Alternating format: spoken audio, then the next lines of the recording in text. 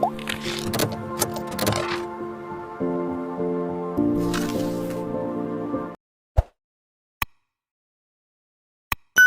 Friends, ये हमारा class 12th macro economics का unit number 1 national income and related aggregates का वीडियो नंबर 2 है।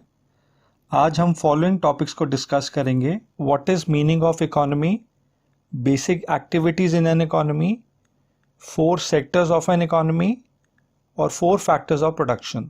दोस्तों, इस वीडियो में डिस्कस टॉपिक्स के नोट्स और क्वेश्चन बैंक आप डिस्क्रिप्शन में दिए गए लिंक से डाउनलोड कर सकते हैं।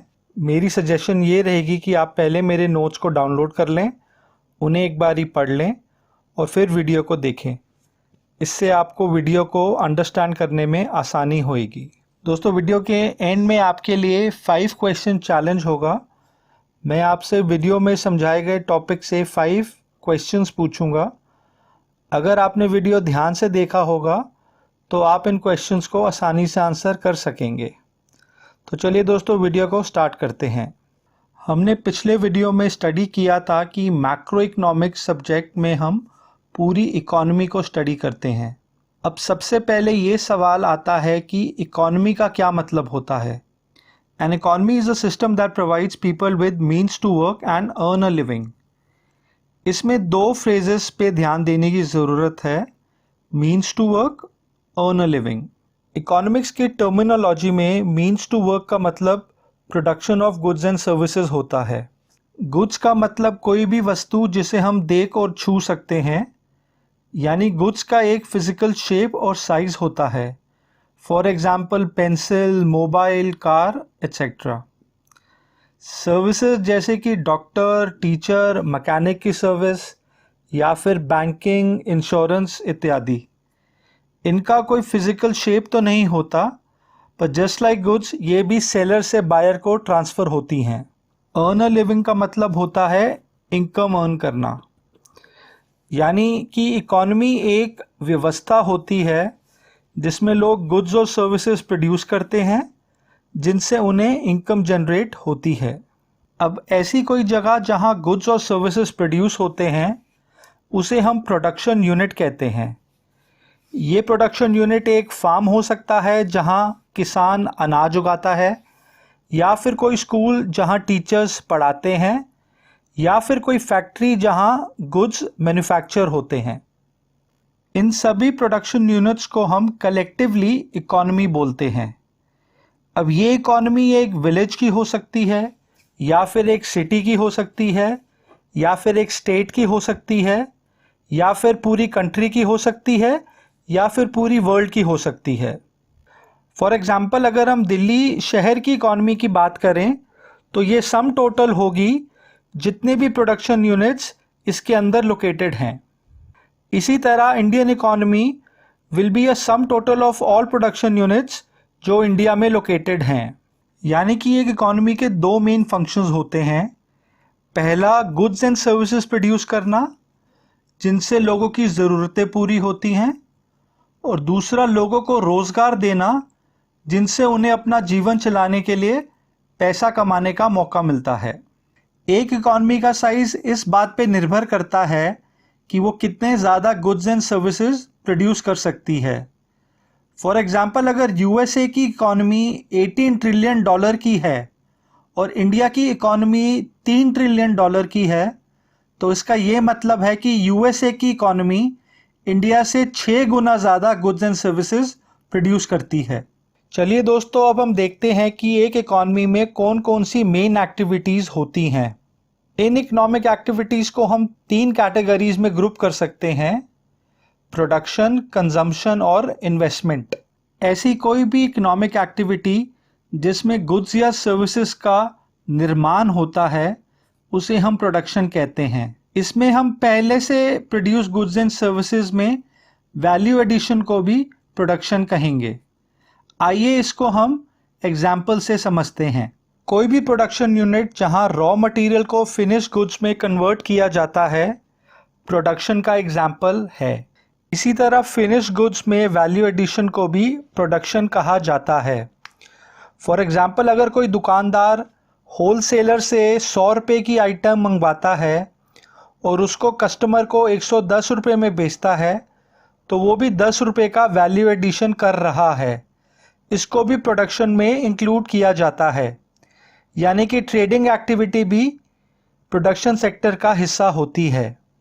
जब एक एंड कंज्यूमर अपनी ज़रूरतों की पूर्ति के लिए कंज्यूमर गुड्स एंड सर्विसेज खरीदता है तो उसको हम कंजम्पशन कहते हैं। दोस्तों, अब अपनी डेली लाइफ में जो कुछ भी खरीदते हैं, चाहे वो एक बिस्किट का पैकेट हो या फिर एक हाई एंड कार हो, चाहे वो डॉक्टर की सर्विस हो या किसी मैकेनिक की सर्विस हो, वो सब कंजम्पशन एक्टिविटी का पार्ट होते हैं। इन्हें हम इंडिविजुअल कंजम्पशन कहते हैं। जस्ट लाइक इंडिविजुअल कंजम्पशन, हम लोग कलेक्टिव कंजम्पशन भी करते हैं। For example roads, parks, defence, law and order, ये सब चीज़ें हम collectively as a nation consume करते हैं, जिसे हमें गवर्नमेंट प्रोवाइड करती है। इन गुड्स को हम पब्लिक गुड्स कहते हैं।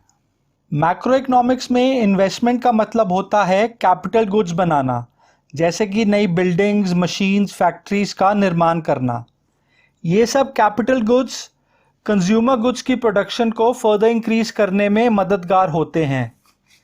एक इकोनॉमी की ग्रोथ के लिए कैपिटल फॉर्मेशन बहुत अच्छा इंडिकेटर होता है। जितनी ज़्यादा कैपिटल फॉर्मेशन होगा उतना ज़्यादा एक इकोनॉमी ग्रो करेगी। दोस्तों, कंज्यूमर गुड और कैपिटल गुड क्या होता है, इसको हम क्लासिफिकेशन ऑफ गुड्स वाले लेक्चर में डिटेल में समझेंगे। चलिए दोस्तों, अब हम डिस्कस करते हैं what are factors of production. ये एक इम्पॉर्टेंट टॉपिक है और income method of measuring national income में इसका यूज़ होता है। फैक्टर्स ऑफ प्रोडक्शन को हम 4 कैटेगरीज में डिवाइड कर सकते हैं: लैंड, लेबर, कैपिटल और एंटरप्रेन्योर। इसको समझने के लिए हम एक प्रैक्टिकल एग्जांपल का यूज़ करते हैं। सपोज एक आदमी, let's call him mister Sharma, एक शर्ट मैन्युफैक्चरिंग यूनिट लगाना चाहते हैं। इसके लिए वो अपना खुद का पैसा या फिर बाहर से लोन लेके इन्वेस्ट करते हैं। अब उन्हें काम स्टार्ट करने के लिए किन किन चीज़ों की ज़रूरत पड़ेगी? सबसे पहले फैक्ट्री डालने के लिए उनको लैंड या बिल्डिंग की ज़रूरत होगी जिसमें वो अपनी फैक्ट्री लगा सकें। लेट्स सपोज उनके पास खुद की जगह नहीं है और वो बिल्डिंग किराए पे लेते हैं जिसमें वो अपनी फैक्ट्री कंस्ट्रक्ट करते हैं। अब फैक्ट्री बनाने के बाद उन्हें उसमें कैपिटल गुड्स जैसे कि मशीन्स, टूल्स, ट्रांसपोर्टेशन व्हीकल्स का अरेंजमेंट करना पड़ेगा। चलिए, ये सब उन्होंने कर लिया। अब ज़रूरत पड़ेगी लेबर की, जो उस फैक्ट्री में प्रोडक्शन, अकाउंट्स, मार्केटिंग, HR वगैरह हैंडल कर सके। ये सब अरेंजमेंट करने के बाद फाइनली प्रोडक्शन के लिए शर्मा जी को रॉ मटेरियल की ज़रूरत होगी, जैसे कि कपड़ा, बटन, धागा, बिजली, पैकिंग मटेरियल वगैरह। अब शर्मा जी ने काम स्टार्ट कर लिया है और रॉ मटेरियल यानी कपड़े को फिनिश प्रोडक्ट यानी कि शर्ट में कन्वर्ट कर रहे हैं, जिसे हम वैल्यू एडिशन या प्रोडक्शन कहेंगे। अब अगर हम इन सब पॉइंट्स को समराइज करें तो शर्मा जी ने कौन कौन से इनपुट्स का उपयोग किया to produce the final output? उन्होंने एक लैंड का यूज़ किया, 2 उन्होंने कैपिटल गुड्स जैसे कि मशीन्स वगैरह का यूज़ किया, 3rd उन्होंने लेबर का यूज़ किया और फाइनली उन्होंने खुद की मेहनत का भी यूज़ किया टू ऑर्गेनाइज दीज 3 फैक्टर्स। क्योंकि हमारे एग्जाम्पल में मिस्टर शर्मा फैक्ट्री के मालिक हैं तो हम उन्हें ओनर, प्रोप्राइटर, ऑर्गेनाइज़र या इकोनॉमिक्स की भाषा में एंटरप्रेन्योर कहेंगे। ये 4 फैक्टर्स यानी कि लैंड, लेबर, कैपिटल और एंटरप्रेन्योर को हम 4 फैक्टर्स ऑफ प्रोडक्शन कहते हैं। अब सवाल ये उठता है कि हमने रॉ मटेरियल को क्यों नहीं फैक्टर्स ऑफ प्रोडक्शन में इंक्लूड किया? तो इसका आंसर ये है कि रॉ मटेरियल तो फाइनल गुड्स में कन्वर्ट हो जाता है। जैसे कि हमारे एग्जाम्पल में कपड़ा, धागा, बटन वगैरह फाइनल शर्ट में कन्वर्ट हो जाएगा, जबकि 4 फैक्टर्स ऑफ प्रोडक्शन की सिर्फ सर्विस फाइनल प्रोडक्ट में मर्ज होती है, वो खुद फाइनल प्रोडक्ट में मर्ज नहीं होते।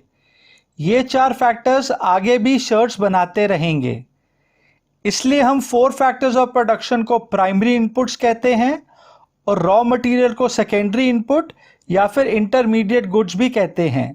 आइए अब चारों फैक्टर्स की फॉर्मल डेफिनेशंस को पढ़ते हैं। सबसे पहले land. Land consists of all free gifts of nature which are commonly called natural resources. ऐसा कोई भी नेचुरल रिसोर्स, चाहे वो धरती के अंदर हो जैसे कि कोयला, मिनरल्स इत्यादि, या फिर धरती के सरफेस पे हो जैसे कि फॉरेस्ट, रिवर, ओशन इत्यादि, या फिर जो धरती के सरफेस के भी ऊपर हो जैसे कि हवा, सनलाइट, बारिश इत्यादि, ये सब लैंड में इंक्लूड होते हैं। लैंड के यूज़ के लिए हम उसके ओनर को रेंट या रॉयल्टी देते हैं। Labour consists of all human resources who work mentally और फिजिकली टू अर्न इनकम। यानी कि वो सारे एम्प्लॉयज़ जो एक फर्म में काम करते हैं उन्हें हम लेबर कहते हैं। वो चाहे प्रोडक्शन में हो, सेल्स में हो, अकाउंट्स में हो, या फिर कॉन्ट्रैक्टेड लेबर हो, वो चाहे कंपनी के बोर्ड ऑफ डायरेक्टर्स हों, वाइट कॉलर हो या ब्लू कॉलर हो, सब लेबर फैक्टर ऑफ प्रोडक्शन में इंक्लूड किए जाते हैं। लेबर के यूज़ के लिए उसको वेजेस या सैलरी मिलती है। Capital consists of all man made goods that help in further production but are not consumed for their own sake. यानी कि ऑल मैन मेड एसेट्स जो प्रोडक्शन में यूज़ होते हैं उन्हें हम कैपिटल कहते हैं। यहाँ एक बात ध्यान देने की है कि सारे मैन मेड आइटम्स जो प्रोडक्शन में यूज़ होते हैं उन्हें कैपिटल गुड्स नहीं कहा जा सकता। शर्मा जी वाले एग्जाम्पल में कपड़ा, बटन, धागा भी मैन मेड आइटम्स हैं, पर क्योंकि वो सब शर्ट की प्रोडक्शन में यूज़ हो गए इसलिए हम उन्हें कैपिटल गुड्स नहीं कहेंगे। जो सुइंग मशीन पे शर्ट स्टिच हुई है उसे हम कैपिटल गुड कहेंगे क्योंकि वो शर्ट की प्रोडक्शन में कंज्यूम नहीं हो गई। कैपिटल गुड्स की फैक्टर इनकम को हम इंटरेस्ट कहते हैं। अब सवाल ये उठता है कि कैपिटल गुड्स तो फिजिकल प्रोडक्ट्स होते हैं और उसकी ओनरशिप भी फर्म की मालिक की होती है, तो हम उस पर इंटरेस्ट कैसे कैलकुलेट करते हैं? इस पॉइंट को थोड़ा ध्यान से समझिए। हमारे शर्मा जी के एग्जाम्पल में लेट्स अज्यूम शर्मा जी ने कैपिटल गुड्स को खरीदने के लिए 5 लाख रुपए इन्वेस्ट किए। अब ये पैसा अगर शर्मा जी ने बैंक से लोन के रूप में लिया हो तो जो उसका साल का इंटरेस्ट शर्मा जी बैंक को देंगे वो इस कैपिटल गुड्स की इंटरेस्ट पेमेंट होगी। और अगर शर्मा जी ने अपना खुद का पैसा इन्वेस्ट किया है तो जो उसका मार्केट इंटरेस्ट होगा वो शर्मा जी खुद को देंगे। ऐसे इंटरेस्ट को हम इम्प्यूटेड इंटरेस्ट कहते हैं। इस पॉइंट को हम डिटेल में income method of measuring national income में पढ़ेंगे। An entrepreneur is the owner of the business who undertakes risks involved in production and organises other factors of production. यानी कि फर्म के मालिक को हम एंटरप्रेन्योर बोलते हैं। ये वर्ड फ्रेंच वर्ड एंटरप्रेंडे से इवॉल्व हुआ है जिसका मतलब होता है टू अंडरटेक, यानी कि किसी काम की शुरुआत करना। एक एंटरप्रेन्योर बेसिकली प्रोजेक्ट को सोचता है, उसके लिए फाइनेंस अरेंज करता है, बाकी तीनों फैक्टर्स ऑफ प्रोडक्शन को यूज़ करके गुड्स एंड सर्विसेज को प्रोड्यूस करता है, फिर उसे मार्केट में बेचता है।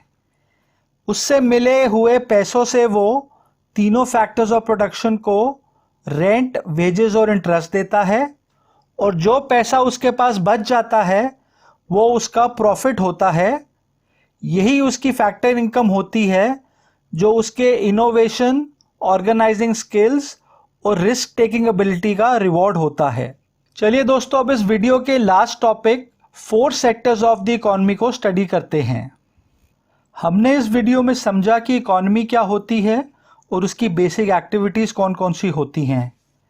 इन एक्टिविटीज़ को करने वाले स्टेक होल्डर्स को हम 4 ग्रुप्स में डिवाइड कर सकते हैं: house hold sector, producing sector, government sector or external sector. Household sector includes final consumers of goods and services. They are also owners of 4 factors of production. इसका मतलब कि एक देश की जितनी भी पॉपुलेशन होती है उसको हम हाउसहोल्ड सेक्टर कहते हैं। अब ये कोई सिंगल इंडिविजुअल हो सकता है या फिर कोई फैमिली हो सकती है जिनके इकोनॉमिक डिसीजंस जॉइंटली लिए जाते हैं। हाउसहोल्ड सेक्टर के 2 मेन कैरेक्टरिस्टिक्स होते हैं। पहला, they are final consumers of goods and services, यानी एक इकॉनमी में जितनी भी गुड्स एंड सर्विसेज के एंड यूजर्स होते हैं वो सब हाउसहोल्ड सेक्टर के पार्ट होते हैं। आप, मैं, हम सब हाउसहोल्ड सेक्टर का पार्ट होते हैं। हम जो expenditure final goods and services पे करते हैं उसको प्राइवेट फाइनल कंजम्पशन एक्सपेंडिचर कहा जाता है। हाउसहोल्ड सेक्टर का दूसरा इंपॉर्टेंट कैरेक्टरिस्टिक होता है कि वो चारों फैक्टर्स ऑफ प्रोडक्शन के ओनर्स होते हैं। गवर्नमेंट सेक्टर और producing sector in factors of production को हाउसहोल्ड सेक्टर से हायर करते हैं और इसके बदले उन्हें फैक्टर पेमेंट करते हैं। ये factor payment rent, wages, interest और प्रॉफिट होती हैं। इसी फैक्टर इनकम से हाउसहोल्ड अपना कंजम्पशन एक्सपेंडिचर करते हैं।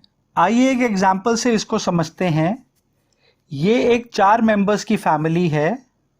फादर एक गवर्नमेंट सर्वेंट है। इन्हें हर महीने अपने काम के बदले में सैलरी मिलती है। मदर एक प्राइवेट स्कूल में टीचर है और इन्हें भी सैलरी मिलती है।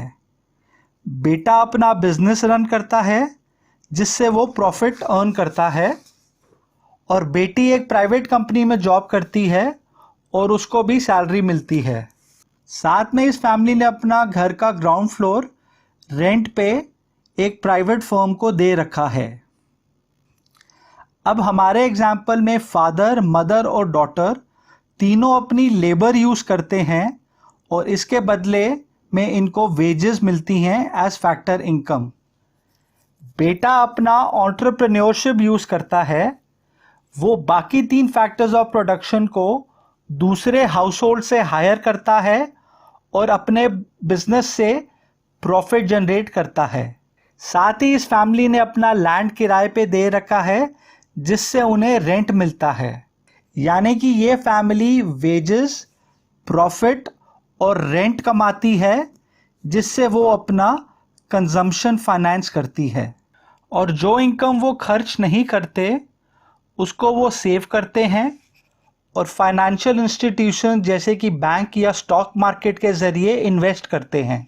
हाउसहोल्ड सेक्टर इनडायरेक्ट टैक्सेस जैसे कि जीएसटी और डायरेक्ट टैक्सेस जैसे कि इनकम टैक्स भी देता है। प्रोड्यूसिंग सेक्टर को हम बिजनेस सेक्टर भी कह सकते हैं। एक इकॉनमी में जितने भी बिजनेस यूनिट्स होते हैं जहां कोई गुड्स या सर्विस में वैल्यू एडिशन होता है वो इस सेक्टर में इंक्लूड होते हैं। चाहे वो एक खेत हो जहां अनाज उगता है या फिर कोई छोटी सी किराने की शॉप हो या कोई स्कूल हो या फिर कोई बड़ी सी फैक्ट्री हो या फिर कोई डॉक्टर का क्लिनिक हो, ये सब प्रोड्यूसिंग सेक्टर में इंक्लूड होंगे। प्रोड्यूसिंग सेक्टर के भी 2 मेन फंक्शंस होते हैं। पहला, एक इकॉनमी में majority goods and services producing sector ही बनाता है और दूसरा, एक इकॉनमी में जितनी भी प्राइवेट इन्वेस्टमेंट होती है वो भी प्रोड्यूसिंग सेक्टर ही करता है। प्राइवेट इन्वेस्टमेंट्स का मतलब होता है addition in capital stock of private sector. For example, जैसे कि मारुति सुजुकी एक नई फैक्ट्री बनाती है तो वो एक प्राइवेट इन्वेस्टमेंट होगी। दोस्तों, आपने क्लास 11th अकाउंटेंसी में एक कंसेप्ट ऑफ सेपरेट एंटिटी पढ़ा होगा जो कहता है कि business entity is different from its owners. हमने 4 फैक्टर्स ऑफ प्रोडक्शन में शर्मा जी का शर्ट मेकिंग बिजनेस का एग्जाम्पल लिया था। लेट्स से उनकी फर्म का नाम शर्मा इंटरप्राइजेज है, तो Sharma enterprises will be different from Sharma ji जो उस फर्म के ओनर हैं। Sharma enterprises will be the part of producing sector, जबकि Sharma ji the individual will be part of household sector. जब हम measurement of national income by income method सीखेंगे तब ये पॉइंट काम में आएगा। दोस्तों, आपके शहर की म्यूनिसिपैलिटी से लेकर आपकी स्टेट गवर्नमेंट और फिर सेंट्रल गवर्नमेंट तक सब गवर्नमेंट सेक्टर का पार्ट होते हैं। क्योंकि मैक्रो इकोनॉमिक्स में हम पूरी इकोनॉमी को स्टडी करते हैं, इसलिए हमारा ज़्यादा ध्यान सेंट्रल गवर्नमेंट पे रहेगा। अब गवर्नमेंट के दो रोल होते हैं। पहला रोल होता है एज वेलफेयर एजेंसी। गवर्नमेंट अपने सिटीजन्स को schools, hospitals, police, defence, roads, parks वगैरह सर्विसेज देती है। सिटीजन्स गवर्नमेंट को टैक्स देते हैं और गवर्नमेंट ये सब सर्विसेज या तो फ्री में या फिर बहुत कम फीस पे उनको देती है। ऐसी गवर्नमेंट को हम जनरल गवर्नमेंट कहते हैं। गवर्नमेंट का दूसरा रोल होता है as producer of goods and services. Private business की तरह गवर्नमेंट भी काफ़ी सारी कंपनीज रन करती है जिन्हें हम पब्लिक सेक्टर अंडरटेकिंग या PSU कहते हैं।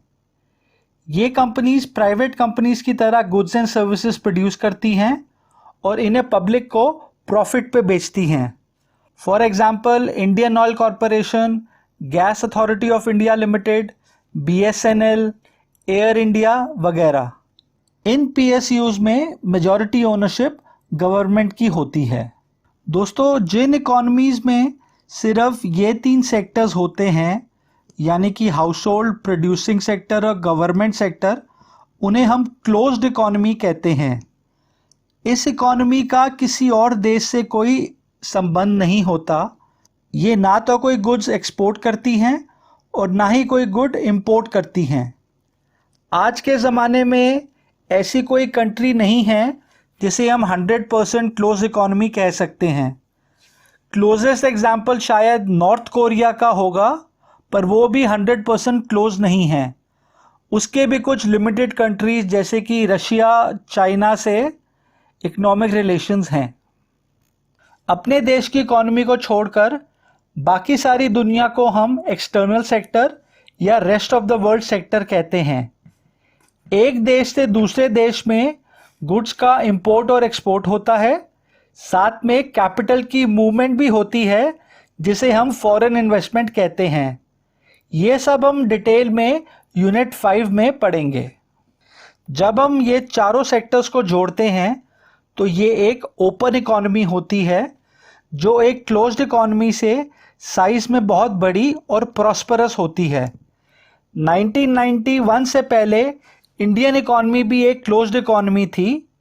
1991 में हमने अपनी इकोनॉमी को ग्लोबलाइज किया और आज हम दुनिया की टॉप 10 इकोनॉमीज में से एक हैं। तो दोस्तों, इसी के साथ आज के वीडियो को ख़त्म करते हैं। जैसा कि मैंने आपसे कहा था कि मैं आपके लिए 5 क्वेश्चन चैलेंज लेके आऊँगा, तो ये रहे आपके आज के डिस्कस टॉपिक से 5 सवाल।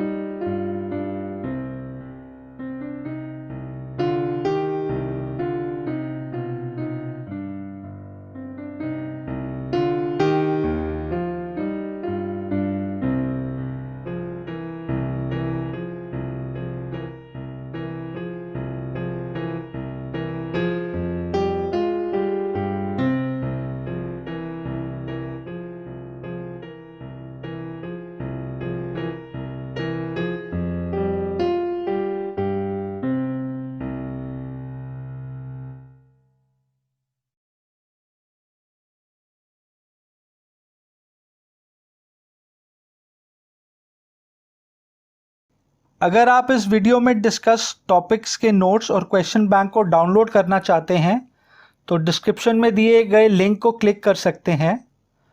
और अगर आपको वीडियो इन्फॉर्मेटिव लगा तो आप इसको लाइक कीजिए, अपने दोस्तों में इसे शेयर कीजिए, मेरे चैनल को सब्सक्राइब कीजिए और बेल बटन को क्लिक कीजिए ताकि आपको मेरे अगले वीडियो का नोटिफिकेशन मिल सके। तो चलिए दोस्तों, आपसे नेक्स्ट वीडियो में मुलाकात होगी जो कि होगा स्टॉक और फ्लो वेरिएबल्स पे। Thank you and have a great day.